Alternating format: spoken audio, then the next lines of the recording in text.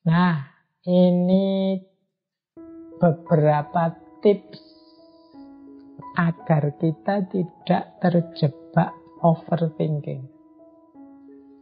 Yang pertama, jangan dijadikan kebiasaan.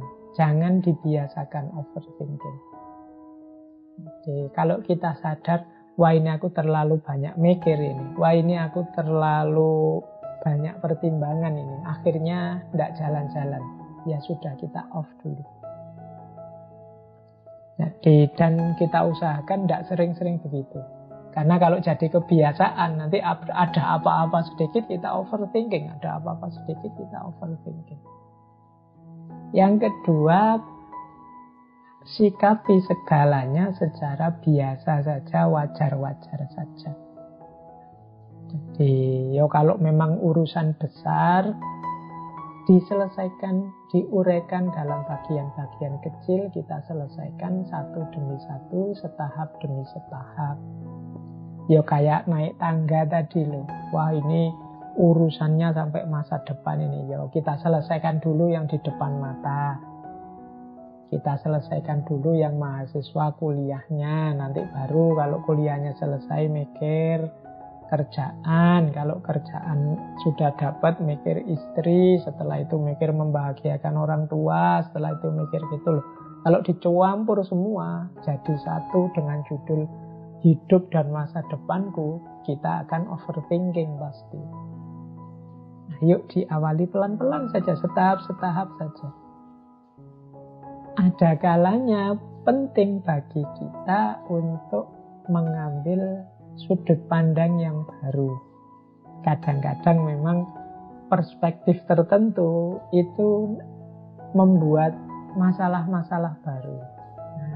Sehingga pikiran kita tidak selesai-selesai, muter bulet di situ.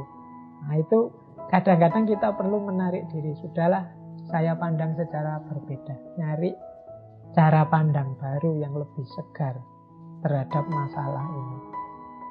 Misalnya urusan kuliah. Teman-teman mungkin ada yang terancam DO. Sudah semester 13, besok 14, proposal saja belum, dan kita gelisah di situ mati-matian. Waduh, ini hancur duniaku, masa depanku rusak. Nah, itu karena mikirnya mungkin hanya dari sudut pandang kuliah yang ke DO. Tapi mungkin kalau kita keluar sebentar, melihatnya dari perspektif berbeda, bisa jadi kita tidak segalau itu.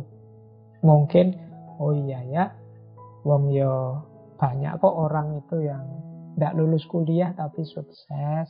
Ada juga yang ke DO tapi terus berhasil di bidangnya. Ada juga yang ini sudut pandang baru namanya. Mungkin kita menemukan solusi dari situ, tidak dari perspektif awal tadi yang membuat kita panik. Diputus pacar misalnya, wah kita gelisah, gimana biar dia tidak mutus aku, gimana biar dia tetap bersama aku, gimana biar dia, kita stres mati-matian. Mungkin kita tidak nemu jalan sudah kalau bareng dia. Nah, tapi dari sudut pandang yang berbeda mungkin jadi lebih positif. Alhamdulillah aku bisa konsentrasi kuliah, lebih baik aku sekarang bisa nambah ibadah dan lain sebagainya. Ini namanya sudut pandang yang baru. Yang keempat, latihan mendisiplinkan diri. Jadi ayo, bahkan pikiran pun seperti saya bilang tadi ya, ayo kita kontrol. Jadi peran apa yang harus dia mainkan, apa yang harus dia pertimbangkan, dia lakukan. Kita yang bilang stop and go, sudah, titik. Sekarang keputusan di tanganku, tugasmu hanya memberi pertimbangan. Nah, ini kita yang kontrol. Kita latihan disiplin. Saya beri waktu, wahai pikiranku, 15 menit untuk menyelesaikan ini. Kalau memang tidak bisa, ya berarti memang perlu ada perspektif yang berbeda. Tidak usah bulet terus di situ. Nah, ini penting latihan begini ini untuk pikiran kita. Dan jangan mudah terdistraksi. Jadi jangan mudah tertarik perhatian pada fokus yang lain. Ini yang saya pikirkan hanya aspek ininya saja, nanti aspek yang lain nanti dulu. Kalau yang ini selesai atau yang ini buntu, baru ganti ke aspek yang lain. Ini namanya latihan disiplin dalam berpikir. Kemudian bersikap positif dan optimis. Jadi jangan serba negatif. Kita overthinking tadi sebagian besar karena cara berpikir kita yang negatif. Kalau begini gimana? Kalau begitu gimana? Kalau nanti terjadi ini apa kita bisa? Kalau itu yang membuat orang terus jadi overthinking. Mari kita optimis, positif, bahkan mari gembira dan bahagia. Ini akan membantu kita menaklukkan overthinking. Yang terakhir, ayo hidup di masa kini. Jangan dibelenggu oleh masa lalu atau selalu dicemaskan oleh masa depan. Ini yang membuat kita overthinking. Cemas oleh masa depan, menyesal karena masa lalu. Ini membuat kita tidak move on. Mari hidup di masa kini. Hidup di masa kini kita nikmati, kita terima apa yang kita miliki hari ini. Ini akan jadi kunci kebahagiaan kita dan kunci yang membuat kita lepas dari overthinking.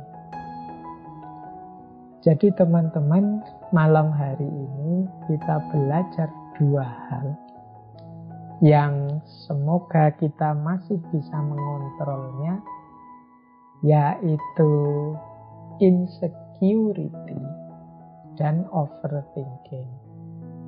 Dua-duanya ini sebenarnya alami, manusiawi, ada dalam diri kita, asal tidak berlebihan.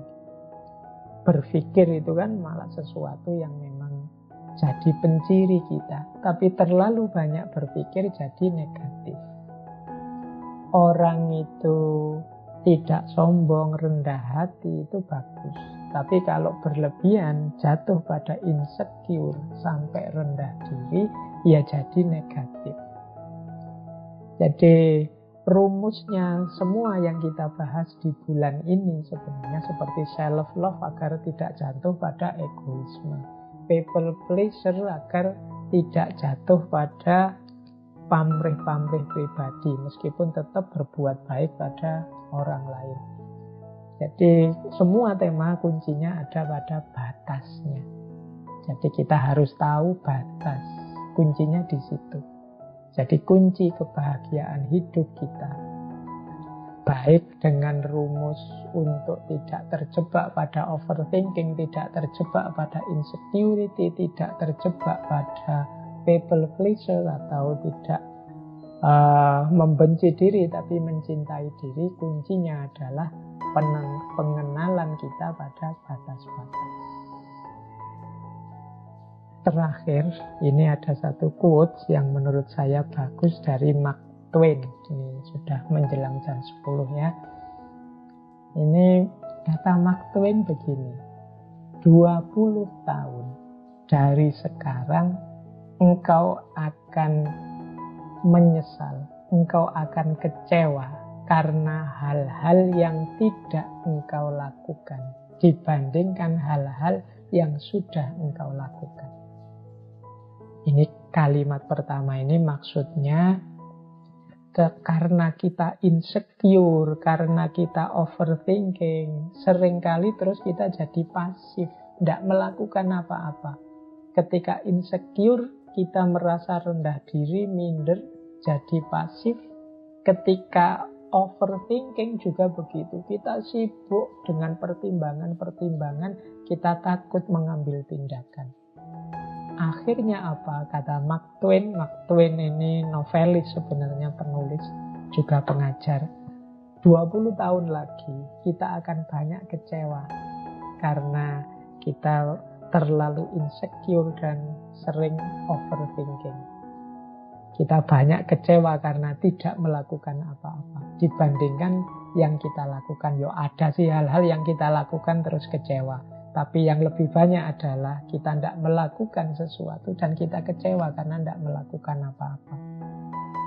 Mungkin teman-teman sering merenung, coba zaman SMA dulu saya begini, coba dari zaman SMP aku sudah begitu, mesti sekarang aku nikmati hasilnya. Itu namanya menyesal.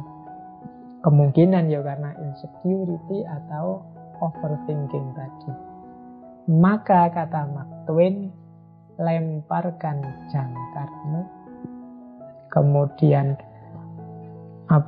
berlayarlah menjauh dari pelabuhan yang nyaman, tangkaplah angin. Nah, kalimat yang terakhir, explore, dream, discover. Menjelajahlah, bermimpilah, dan temukan banyak hal baru. Inilah nanti jadi kunci kebahagiaan